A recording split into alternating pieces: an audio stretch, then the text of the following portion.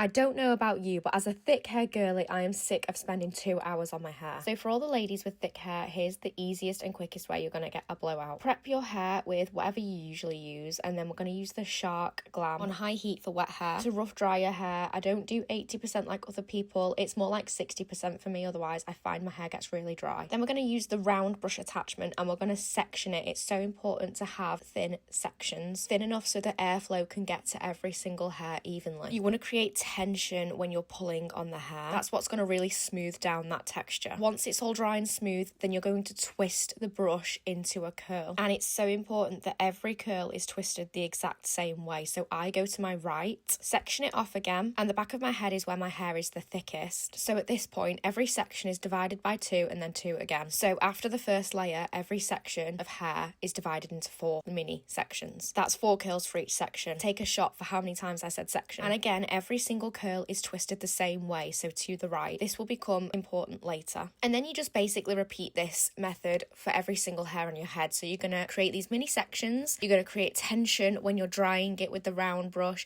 You're going to keep going over each section. You want to go up, under, side to side to create volume and smoothness. But I really focus on brushing down those flyaways as well. Oh, mini karaoke break. Okay. Then once that section of hair is dry and smooth, that's when you twist. Okay, the top layer of hair is where it gets important. I do a middle part, so I try and get that like as middle and as straight as possible. Then I spend a lot of time like smoothing out the top hairs of my parting because I tend to get a lot of flyaways, but just still creating that tension with the brush and then twisting into a right curl. When I say tension, I mean take it really slowly. Like this actually took me 15 seconds before I sped it up for your short attention span. Look at the bounce on that. Hello. And yeah, just making sure it's really smooth. Each curl has to be smooth in those sections, and then you should be left with like 20 separate curls on your head. But I get a lot of flyaways, so I use the smoothing attachment, use it on the dry hair setting, low heat but full fan, and I'm left with these cutesy curls. So I just finger curl them out, and usually if I'm going out I'll put a hair oil in, but if you're going to bed,